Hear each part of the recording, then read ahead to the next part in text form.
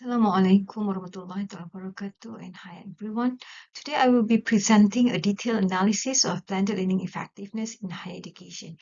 This presentation is based on a study conducted at the University of Technology Mara in Malaysia titled Evaluating Blended Learning Effectiveness through Kirkpatrick's Model.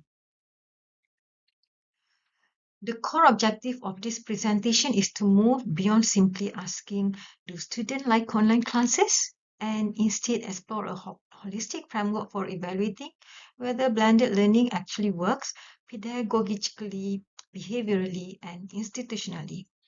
In the age of digital transformation, blended learning or BL has emerged as the new normal. But what do we mean by that? BL is not just adding a Zoom link to a syllabus, it is the creative integration of face-to-face socialization with technologically enabled active learning online. It represents a shift from teaching where students are passive receivers to learning where students engage in self-management and autonomy. However, despite its popularity, institutions face significant challenges. There is often confusion about what blended learning actually is, and faculty frequently face barriers such as limited infrastructure and increased workload. There is a gap in the research. We rarely see an alignment of students, lecturers, and administration in one study, nor do we see a comprehensive evaluation that links satisfaction, skill acquisition, and behavior change into a single framework. So this study aims to fill that gap by adapting a specific corporate training model for the academic world, Kirkpatrick's four-level evaluation model. So educators need to design experiences that not only teach skills but also keep students satisfied and engaged throughout the process. Furthermore, institutions need to make the long-term benefits more visible to students so they understand how blended learning contributes to their overall degree success.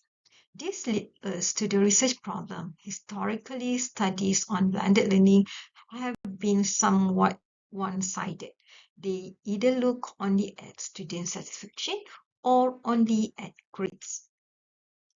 Before we look at the model, the literature identifies two major pillars of success. The first is the educator.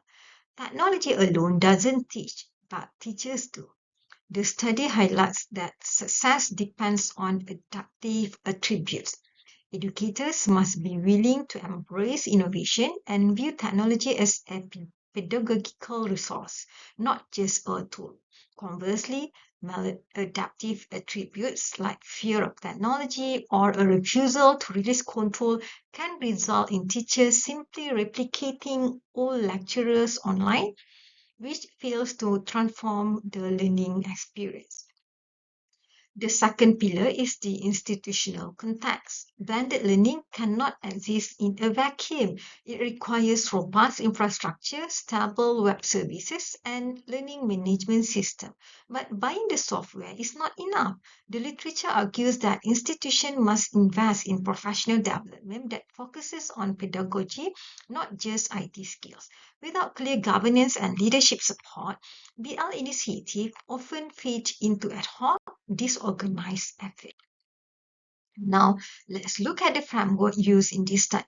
While many researchers use models like TPAC or Community of Inquiry, this study utilizes Kirkpatrick four-level training evaluation model.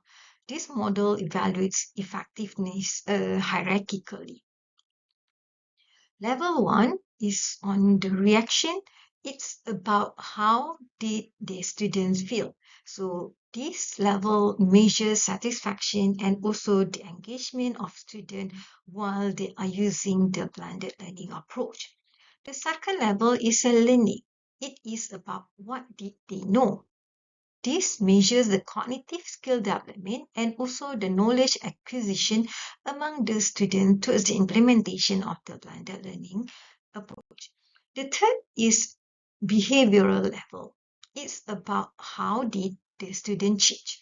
So this level measures the transfer of learning, whether did their study habits or self-regulation had improved or not. And the last level is the result. It's it's asked on what was the impact.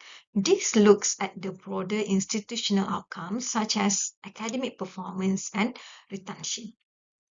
By using this cycle, the study attempts to correlate how a student's reaction leads to learning, which drive behavior and finally result in institutional success. Right, so the study surveyed 150 students from the Faculty of Administrative Science and Policy Studies. So the demographic profile adds credibility to the findings. The gender balance was nearly even, 51% female and 49% male, and the vast majority, which is 90%, were between 21 and 23 years old.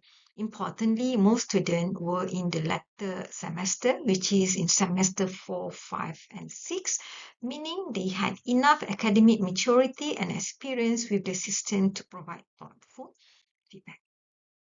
So let's look at the result. The study measured the four levels on a scale. Overall, the mean scores for all levels exceeded the midpoint, which is above 3.4, indicating a generally positive belief in the effectiveness of the blended learning. However, the ranking of these scores tells a very interesting story.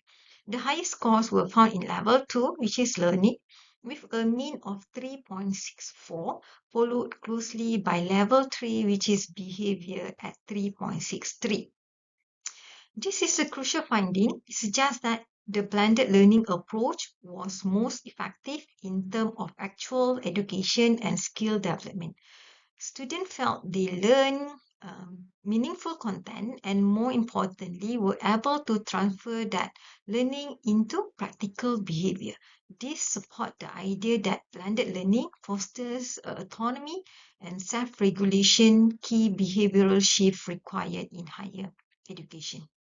Interestingly, the score for level 1, which is reaction, and level 4, results, were slightly lower at 3.45 and 3.44 respectively. What does this mean? It implies that while students learn a lot, which is the level 2, their immediate satisfaction or fun factors, which is level 1, wasn't as high as their learning outcomes. This also aligns with Kirkpatrick theory, where positive reactions are a foundation, but they don't guarantee learning. Conversely, deep learning can occur when if the immediate emotional reaction is only moderately positive. So the lower score in results suggests that students may be less aware of the long-term broad impact of blended learning on their overall academic performance or institutional effectiveness compared to the immediate skills that they acquire. So how do we interpret this? The study confirms that blended learning is not just a tech upgrade, but a valid pedagogical shift. The data validates Kirkpatrick's model as a robust tool for this environment. So it shows us that we cannot rely on student satisfaction surveys alone. If we only ask students, did you enjoy this, which is for level 1, we might underestimate the program success because the learning and behavior scores were actually higher. So the high scores in behavior specifically highlight that blended learning is successful in creating independent learners who can manage their own educational path, a core goal of modern higher education. However, the findings also highlight areas for improvement. The lower scores in reaction and result indicates a need to improve learner engagement. To conclude, this research demonstrates that blended learning is effective, particularly in driving knowledge acquisition and behavioral application. So the key takeaways for us today are holistic evaluation is a key, so we must move beyond simple grades and satisfaction scores. Kirkpatrick's model provides a necessary 360-degree view. And it is work because students in this study demonstrate significant learning and positive behavioral changes. So for the future focus, we have to maximize the potential where universities must focus on improving instructional design to boost student engagement, which is for the reaction level, and better communicating the long-term value, which is the result of the program. So blended learning is here to stay. By understanding it through a multi-level framework like Kirkpatrick's, we can ensure it is an embodiment of higher education ideals, not just a digital add-on. So that's the end. Thank you for your time.